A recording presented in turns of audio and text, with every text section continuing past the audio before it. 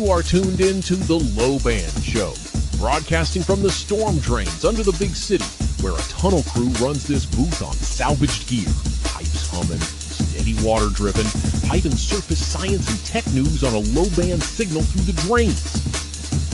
I'm your host, Max Hertz. Welcome in. Here's what we do. We take real science and tech news from the surface, summarize it, then go deeper to educate, entertain, and shed light on what's in store for our collective future. News from the net, clear signal, and a little tunnel. If you came for hype, you took a wrong turn at the storm drain. Welcome in. Good to have you joining us from the tunnels today. Wiz, it's good to have you here in the booth. Good to be back. Ready when you are, Max. Today on the LowBand Show, we're looking at some big moves in tech and security. The U.S. is labeling several Chinese tech giants regarding military aid, and OpenAI is making headlines with an IPO filing.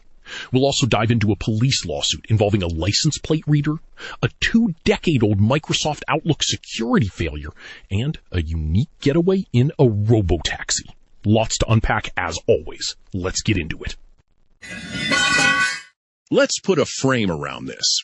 The Associated Press reported on June 8, 2026, that the U.S. has labeled several Chinese tech giants as aiding China's military. This has significant implications for global tech and defense. Wiz, what's your initial take? It's a clear escalation, framing specific companies as extensions of state military power. The immediate impact is on U.S. defense contracts, but the broader signal is impossible to ignore. The Pentagon has added Alibaba, BYD, Baidu, Unitree, and other Chinese companies to its list of firms it says support China's military, barring them from U.S. defense contracts. The companies and China's embassy deny the allegations. Wiz, for listeners who may not know, what exactly is the Pentagon in this context? The Pentagon is the headquarters of the United States Department of Defense. When they issue such a list, it signifies a direct policy action by the U.S. defense establishment. This list, created in 2021 by a congressional mandate, seeks to identify Chinese companies with links to the Chinese military. Not only those directly controlled, but also those contributing to the country's defense industrial base. Wiz, what can you tell us about BYD? BYD is a major Chinese company, primarily known for manufacturing electric vehicles and batteries. Their inclusion suggests a broad interpretation of contributing to the defense industrial base, encompassing seemingly civilian sectors. The Chinese embassy on Monday accused the U.S. of overstretching the concept of national security and making discriminatory lists to go after Chinese companies. Wiz, could you explain for our audience what Alibaba and Baidu are? Alibaba is a vast e-commerce and technology conglomerate, often called the Amazon of China, while Baidu is a leading search engine and AI company. Both are foundational to China's digital economy, making their inclusion particularly notable. The embassy statement also emphasized that Chinese companies observe the laws and regulations of the countries where they do business, urging the U.S. to create a fair, just, and non-discriminatory environment for Chinese companies. It seems the dispute is as much about economic policy as military links. Precisely. This isn't just a military designation. It's a trade and influence maneuver. The denial is boilerplate, of course, but the implication for future tech collaboration and supply chains is stark. It adds another layer to the decoupling narrative. So a significant move by the Pentagon, targeting major Chinese tech players for military links, which China vehemently denies. This story is clearly far from over, as the economic and political fallout continues to develop. Let's put a frame around this. CNN reported on June 8, 2026, that OpenAI has confidentially filed for an IPO. This decision follows recent IPO announcements from Anthropic and SpaceX, setting up what may be the most highly anticipated market debut in recent history. Wiz, for listeners who might not know, what exactly is an IPO? An IPO, or initial public offering, is simply the process where a private company first sells shares to the public on a stock exchange. It's how they raise significant capital, and it turns early investor stakes into publicly tradable assets. In this case, it's a big public step for a previously private AI giant. OpenAI hasn't set a timing yet, stating they have work easier as a private company, but the filing gives them the option to go public sooner. This transition also gives Wall Street a window into their finances. What does it mean when we say Wall Street and investors in this context? Here, Wall Street is shorthand for the financial markets, including major banks, investment firms, and analysts who will scrutinize OpenAI's performance. Investors are the individuals or institutions buying these shares, hoping for a return. They're now looking for a clear path to profitability to justify that massive valuation. The company was last valued at an impressive $852 billion after raising $122 billion in March. However, it's reportedly facing pressure to generate the cash to match that valuation, especially as other tech stocks saw a recent dip. The article also mentions recent IPOs from companies like Anthropic. Who is Anthropic, for those unfamiliar? Anthropic is a prominent competitor in the AI space, also focused on developing large language models, similar to OpenAI. Their recent IPO, along with SpaceX's, signals a trend of major tech players moving into public markets, often with incredibly high private valuations that then face public scrutiny. So, a confidential IPO filing for OpenAI, driven by investor expectations and the need to scale. The timing and specifics of the offering are still uncertain, and it remains to be seen how this move will ultimately reshape the AI landscape as financial markets gain more visibility into OpenAI's operations. The headline promises a lot. Let's see what the paper actually says. The Times of San Diego reported on June 7, 2026, that an innocent man was imprisoned after being placed near a violent crime by a flock license plate reader. This raises serious questions about the reliability of surveillance tech and due process. Wiz, what's your initial reaction? My initial reaction is that placed near is doing a lot of heavy lifting. It sounds like the system pointed police at the wrong person entirely. Precisely. The Times of San Diego reports when Hugo Parra was arrested last year on felony charges, his pleas of innocence fell on deaf ears.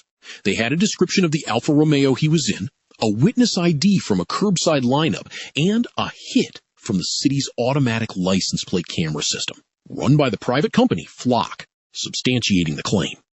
Wiz, for listeners who may not be familiar, what exactly is a Flock license plate reader system? A Flock license plate reader is essentially a network of cameras that constantly scan and record license plates, then store that data in a searchable database. They're sold as tools for catching criminals, but their passive data collection raises privacy concerns.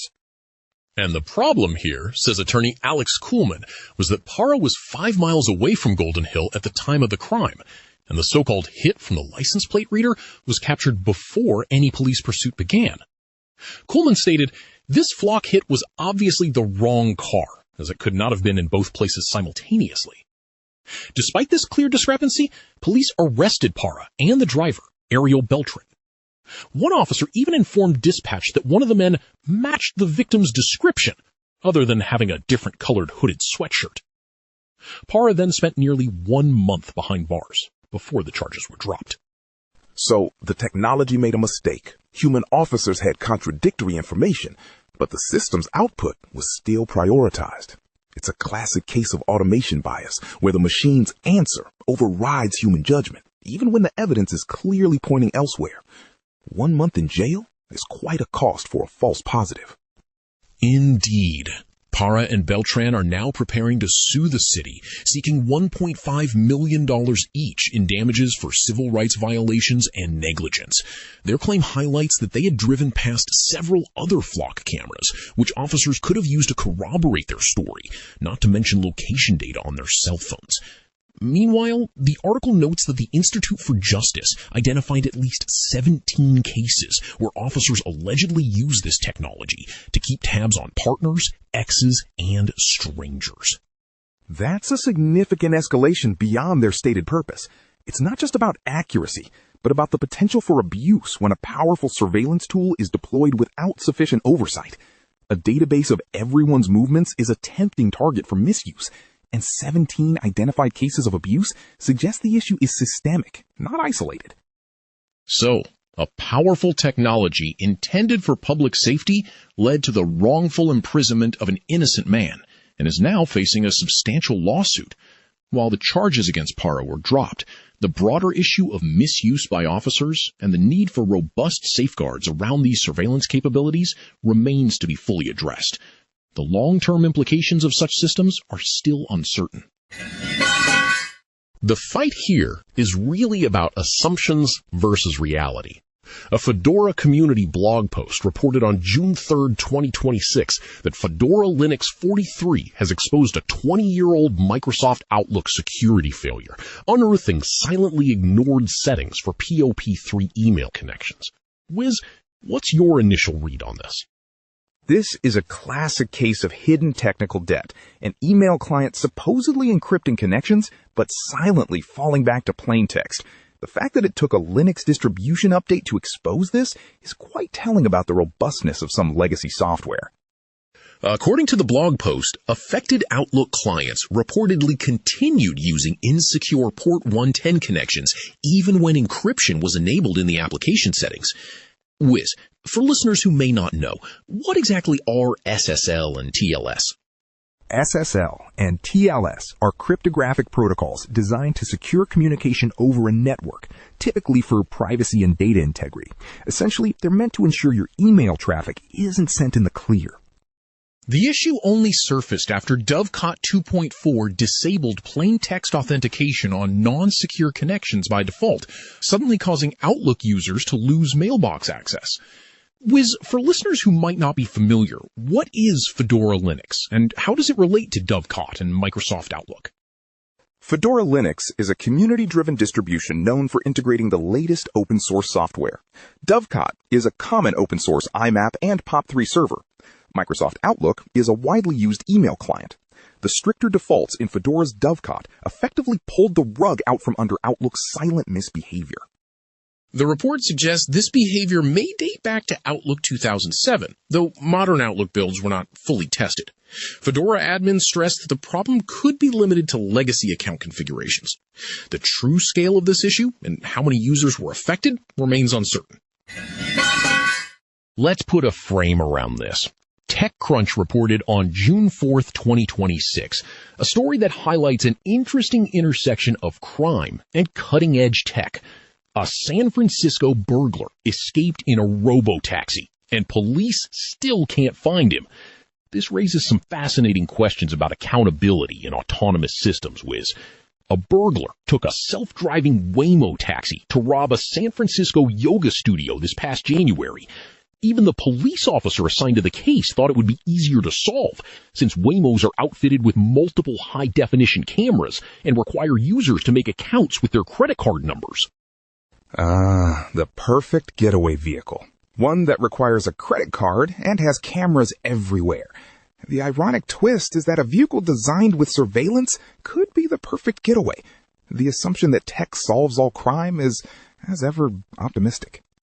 It's common for officers to seek video footage of a crime from any of the Waymos, Teslas, and other high-tech vehicles that record their surroundings. That information could be crucial for identifying suspects or creating a reliable timeline of events. Wiz, for listeners who may not know, what exactly is a Waymo? A Waymo is Google's self-driving car service, operating in cities like San Francisco, using a fleet of autonomous vehicles to pick up and drop off passengers.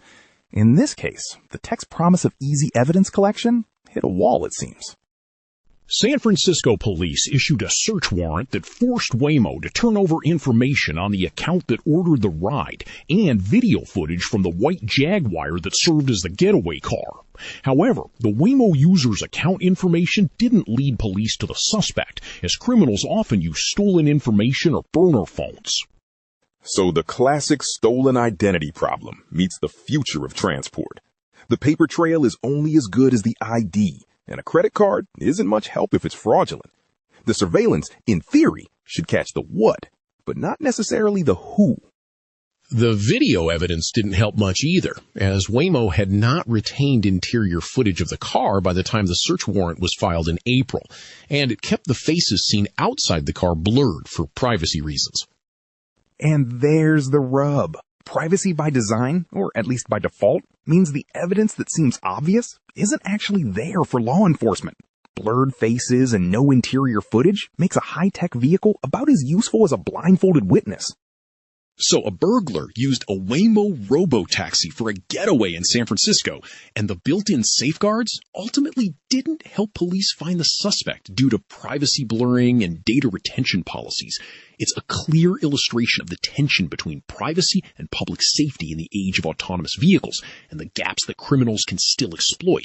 It remains to be seen how such incidents will shape future regulations for robotaxi services. All right, that's our signal for today, covering some truly complex intersections of technology, policy, and society. We started with the Pentagon's significant move to label major Chinese tech companies over alleged military links, a charge China vehemently denies, setting up a clear economic and political dispute. Then, the confidential IPO filing from OpenAI, a move driven by massive investor expectations and the need to scale. From there, a deeply concerning case of an innocent man imprisoned due to a flawed license plate reader, highlighting critical questions about surveillance technology and civil liberties. We also saw how a Fedora Linux upgrade brought to light a decades-old Microsoft Outlook security vulnerability, reminding us how silently insecure behaviors can persist. And finally, San Francisco burglar's Robotaxi getaway, illustrating the tension between privacy and public safety in autonomous systems. These stories certainly leave us with plenty to consider regarding the evolving landscape of technology and its impact. We'll continue to track these threads as they develop and bring more through the great in our next session. It's certainly a lot to consider. If we missed an angle or you have further questions on these topics, please drop us a comment. We read them down here in the tunnel. And if this signal helped you stay informed, a like or subscribe keeps the pipes humming. More surface news and deeper dives are coming through the grate soon. Until then, stay curious. We'll catch you next time on the LowBand Show.